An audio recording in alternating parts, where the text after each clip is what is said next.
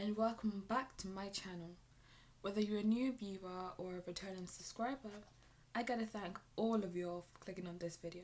It's greatly appreciated. Today we'll be discussing lesson 6 of the series, Growing Up, Answers Young Ones Need, in which we'll be answering the question which has run through our minds quite a lot, which is, why did my friend hurt me? As we know, many times, time and time again, we might find ourselves in situations where we wonder why our close friend said or did something to us.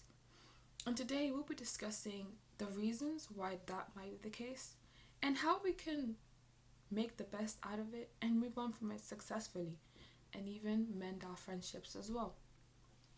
So now I'll sit back and deliver the reason why you're still watching this video, which is lesson 6, why did my friend hurt me? Well, first things first, let's go through Nicole's example. Nicole relates, Carrie was my very good friend. I picked her up after work each day, since she didn't have a car. Soon though, I began to feel that she was taking advantage of me. She would get into the car busily talking or text messaging on her cell phone. She never said thank you for the rides, and she stopped contributing for gas. And her conversations was negative. I became furious with myself for putting up with her for so long. One day, I kindly explained to Carrie that I wouldn't be able to pick her up after work anymore. Since then, she hasn't sought out my company, which convinces me all the more so that she only valued my friendship for what she could get out of me. And it really hurts. Well, as we saw in this example, it can happen to the best of friends. One day the two are inseparable, but the next day they aren't even talking to each other anymore. But how does a sweet friendship like that turn sour so fast? Well, everybody makes mistakes. So it's only to be expected that sooner or later a friend will do or say something that hurts you. To be honest, you may recall a few times when you yourself have hurt others. We're all imperfect, and we're going to rub one another the wrong way once in a while, says a girl named Lisa. Usually, a rift that's caused by a minor misunderstanding can be cleared up with a brief conversation. In other cases though, a rift in friendship isn't the result of a single event, but is caused by a gradual realization that the two or more of you, aren't as similar as you once thought. Remember, as you grow, your interests change, and in the same way, so do those of your friend.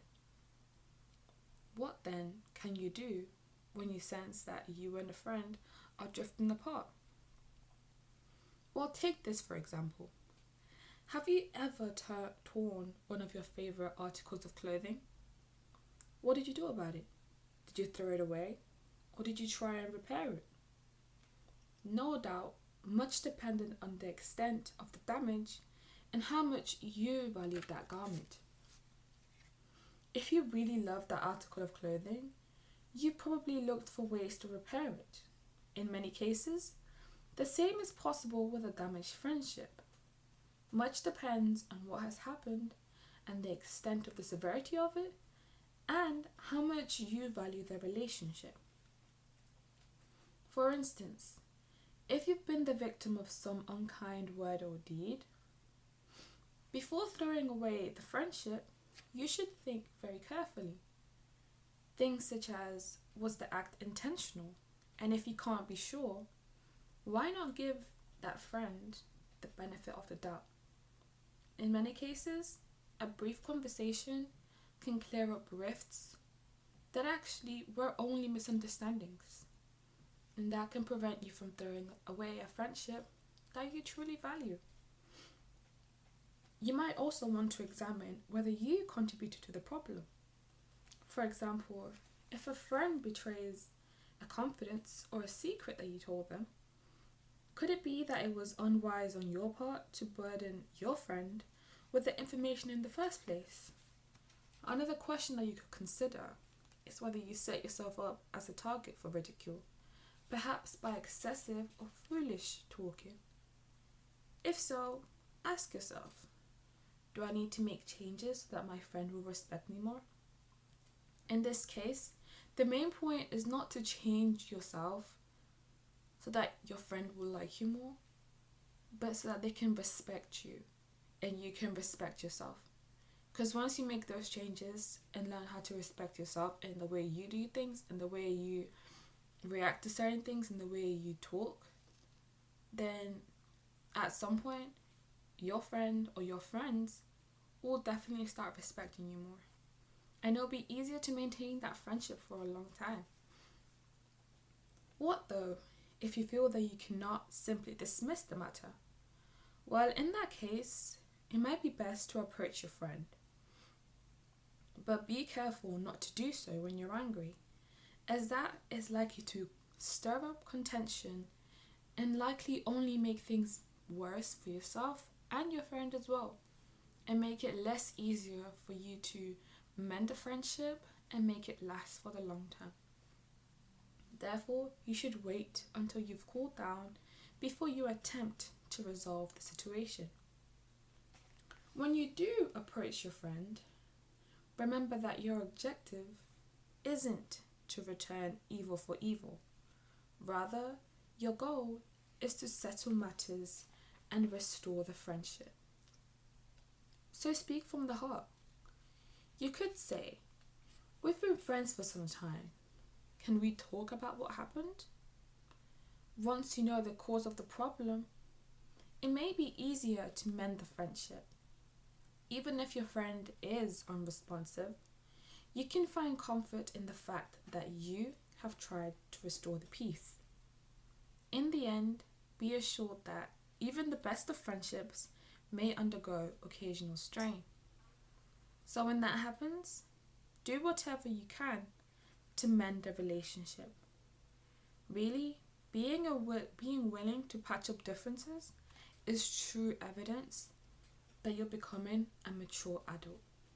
And that means that you're going in the right direction, and therefore you can be able to maintain your friendships and relationships much longer, which is beneficial for both the short term and the long term.